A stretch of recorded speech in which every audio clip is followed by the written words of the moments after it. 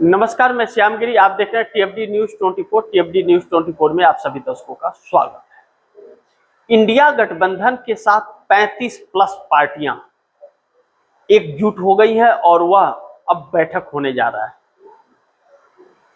6 जून को बैठक होगी और 6 जून के बैठक में मोदी सरकार को लेकर के एक रणनीति तैयार करेगी इंडिया गठबंधन। ममता बनर्जी इसके बैठक की अगुवाई करेंगी और ममता बनर्जी ही यह कम्युनिकेशन बैठा रही हैं। ममता बनर्जी से फोन पर हुई राहुल गांधी की बात और राहुल गांधी का फुल सपोर्ट ममता बनर्जी को इस तरफ इशारा कर रहा है कि इंडिया गठबंधन एक नए कदम की तरफ बढ़ रहा है। लेकिन एनडीए के अंदर भी सब कुछ ठीक ठाक नहीं है। एनडीए के अंदर नीतीश कुमार बहुत ही सक्रिय हो चले हैं और चंद्रबाबू नायडू अभी भी असमंजस वाली परिस्थिति में हैं और संकटों से घिरते जा रहे हैं। लेकिन बंगाल के अंदर अभिषेक बनर्जी, ममता बनर्जी के भतीजे पर हुए हमले ने इंडिया गठबंधन को एक करने के लिए मजबूर कर दिया। लेकिन 24 घंटे के अंदर, अभिषेक बनर्जी पर हुए हमले के 24 घंटे के अंदर टीएमसी के दूसरे सांसद कल्याण बनर्जी पर हमला बहुत कुछ सवाल खड़ा कर दिया। ऐसे में इंडिया गठबंधन एक होता है तभी मोदी सरकार कमजोर होती है। अब उसकी कवायद ममता बनर्जी ने शुरू कर दी है और समय सीमा निर्धारित हो गई है 6 जून।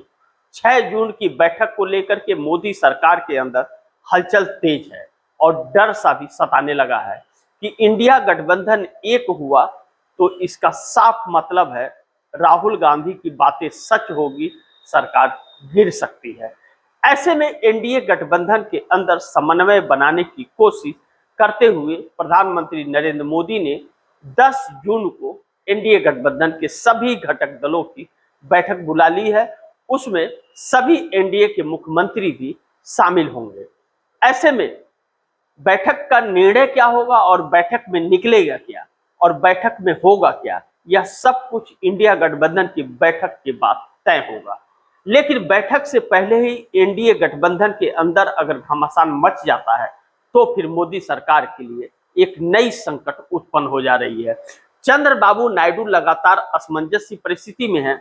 वह अपनी पार्टी का विस्तार करना चाहते हैं और नरेंद्र मोदी, अमित शाह उस रास्ते के रुकावट बने हुए हैं।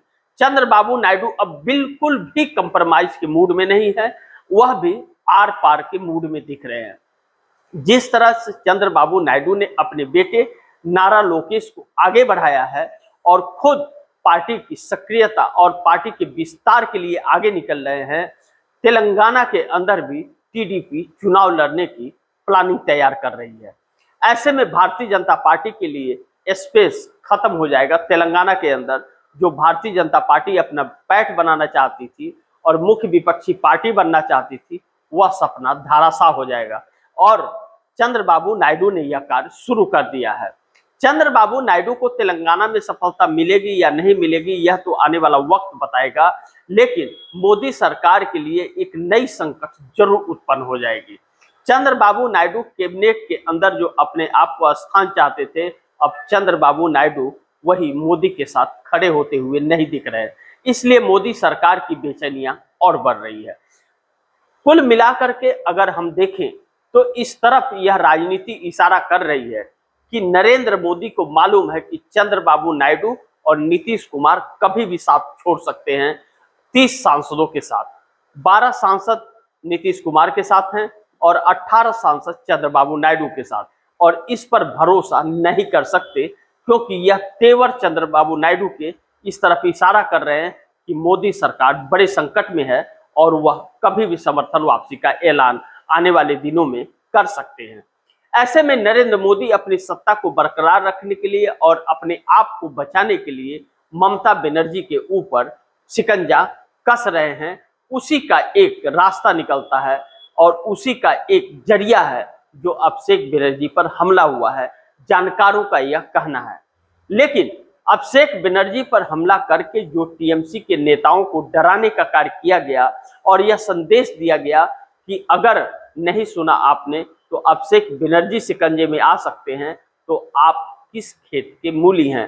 ऐसे में 24 घंटे के अंदर कल्याण बनर्जी पर भी हमला करा देना और भी इस बात को पुख्ता करता है कि वह सांसद अपने आप को असुरक्षित समझ रहे हैं। लेकिन ममता बनर्जी ने जो दांव चला है, अगर इंडिया गठबंधन की बैठक सफल हो गई और वह टूटने से नहीं रहे, नहीं टूटे, भाजपा के साथ नहीं गए और हिम्मत दिखा दी, तो फिर नरेंद्र मोदी के सरकार के लिए एक नई संकट उत्पन्न हो जाएगी। इंडिया गठबंधन की बैठक इसलिए भी महत्वपूर्ण है कि एनडीए के अंदर घमासान जारी है और भारतीय जनता पार्टी अपनी सरकार को बहुमत इकट्ठा करने के लिए अलग अलग दांव पे चल रही है। उसी की शिकार ममता बनर्जी हो रही है। ऐसे में नीतीश कुमार ने एक बड़ी बैठक बुला ली है। सम्राट चौधरी ने राबड़ी देवी और लालू प्रसाद यादव का मकान खाली कराने के लिए जो नोटिस दिया था, उस नोटिस को नीतीश कुमार ने रद्द कर दिया था और डपट भी लगाई थी। लेकिन नीतीश कुमार के फैसले को फिर से पलटते हुए सम्राट चौधरी ने नोटिस दे दिया और प्रशासन को भेज दिया खाली कराने के लिए। राबड़ी देवी ने कहा कि दम है तो प्रशासन भेज करके खाली करा लो, और जंगल राज के मुख्यमंत्री का ना बात कही सम्राट चौधरी ने। ऐसे में जेडीयू एकदम हमलावर हो गई है भारतीय जनता पार्टी के ऊपर। नीतीश कुमार से लेकर के नीतीश कुमार के सभी शीर्ष नेता भारतीय जनता पार्टी पर हमलावर हो गए हैं। ललन सिंह और संजय झा जो कहे जाते हैं कि मोदी की भाषा बोलते हैं और मोदी से साथ में रहते हैं, अमित शाह की गोद में बैठते हैं, वही ललन सिंह अब हमलावर हो गए हैं। ललन सिंह ने यह कहा है कि कौन कहता है कि जंगल राज था, जंगल राज नहीं, लालू प्रसाद यादव एक बिहार के प्रतीक है एक नेता के रूप में, और उनके साथ अगर कुछ होगा तो हम बर्दाश्त नहीं करेंगे। यानी कि खुल करके जेडीयू भाजपा के खिलाफ आ गई है। कहीं सम्राट चौधरी का यह फैसला मोदी सरकार के लिए न भारी पड़ जाए। लालू को घर से निकालने के चक्कर में, चूंकि भारतीय जनता पार्टी की समस्या यह है कि लालू प्रसाद यादव और नीतीश कुमार का इस वक्त जो आवास है वह दोनों पड़ोसी हो गए हैं, और पड़ोसी होने से इस भारतीय जनता पार्टी को यह डर है कि दोनों एक हो गए तो सरकार एक जगह नहीं 2 जगह गिरेगी, बिहार के साथ साथ दिल्ली भी गिरेगी। लेकिन बात सिर्फ मकान की नहीं है। लगता है कि नीतीश कुमार ने जो सम्राट चौधरी सरकार का रिपोर्ट कार्ड मंगाया है, उस रिपोर्ट कार्ड में सम्राट चौधरी के पक्ष में कुछ है नहीं। सम्राट चौधरी दिल्ली की रिमोट से चल रहे हैं और अब जेडीयू अपने 85 एमएलए और 12 सांसदों की ताकत दिखा रही है। ललन सिंह का बयान पूरा वायरल हो रहा है और ललन सिंह का बयान इस तरफ इशारा कर रहा है कि अब भारतीय जनता पार्टी के साथ ज्यादा दिन नहीं रहना है, क्योंकि ललन सिंह ने जिस तरह से चुनौती भाजपा को दी, वह भाषा वह भाजपा के साथ रह करके नहीं, इंडिया गठबंधन के साथ रह करके बोला करते थे। ऐसे उनके भाषा से यह लग रहा है कि ममता बनर्जी ने गुटी सेट कर लिया है और राहुल गांधी की बातें सच होने जा रही है। यह सरकार चंद दिनों की मेहमान रह गई है। अगर नीतीश कुमार ऐसे सक्रिय रहे तो सम्राट चौधरी की कुर्सी भी जाएगी और कुर्सी नरेंद्र मोदी की भी जाएगी। जिस तरह से कहा जा रहा है कि 41 विधायक विपक्ष के पास हैं और 85 नीतीश कुमार के पास, 130 के बहुमत का आंकड़ा पार कर चुके विधायक तैयार हो चुके हैं नीतीश कुमार को फिर से बिहार सौंपने के लिए, और जेडीयू का मुख्यमंत्री बहुत जल्द देखने को मिलेगा।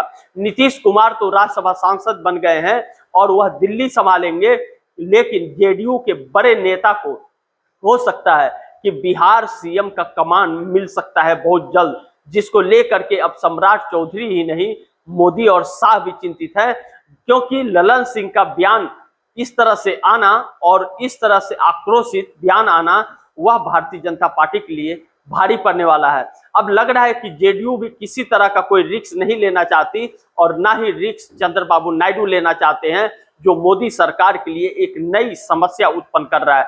इंडिया गठबंधन की बैठक से पहले मोदी सरकार में खेल हो जाना, मोदी सरकार ने एक पासा पलटा है और एक चक्रव्यूह रचा है कैबिनेट विस्तार का, और उस कैबिनेट विस्तार में यह हवा निकली है कि नीतीश कुमार के लिए एक अहम पद देने की तैयारी है।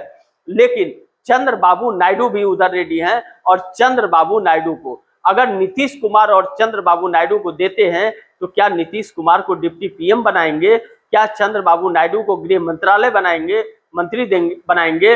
ऐसे में भारतीय जनता पार्टी फंसी हुई है। यह दोनों में कुछ भी नहीं कर सकती भारतीय जनता पार्टी, और अब नीतीश और लालू एक होते हुए नजर आ रहे हैं, नीतीश और चंद्रबाबू नायडू एक होते हुए नजर आ रहे हैं। लगता है कि ममता बनर्जी के संपर्क में आ चुके हैं और इंडिया गठबंधन की बैठक इसीलिए और भी अहम होती जा रही है। भारतीय जनता पार्टी के होश उड़े हुए हैं। राहुल गांधी ने जो चक्रव्यूह रचा है उसमें मोदी साहब बुरी तरह से फंस गए हैं और उसमें से निकलने का रास्ता नहीं मिल रहा है। लगता है सरकार बहुत जल्द जाने वाली है, क्योंकि 85 एमएलए 12 सांसदों की ताकत के साथ नीतीश खड़े हैं और 18 सांसदों की ताकत के साथ चंद्रबाबू नायडू। ऐसे में इंडिया गठबंधन की बैठक सक्सेस हो गई और इन दोनों ने समर्थन वापस ले लिया तो 30 सांसद खेल बिगाड़ देंगे नरेंद्र मोदी का। अब सरकार संकट में आ गई है, इस बात से इनकार नहीं किया जा सकता। बाकी आप दर्शक क्या सोचते हैं, आप दर्शकों की क्या राय है, क्या सुझाव है, कमेंट बॉक्स में जरूर दीजिएगा। और आपने अगर टीएफडी न्यूज़ 24 को सब्सक्राइब नहीं किया, सब्सक्राइब कर लीजिए। अपने दोस्तों को भी कहिएगा टीएफडी न्यूज़ 24 को सब्सक्राइब करें। मिलते हैं अगली खबर के साथ, तब तक के लिए नमस्कार।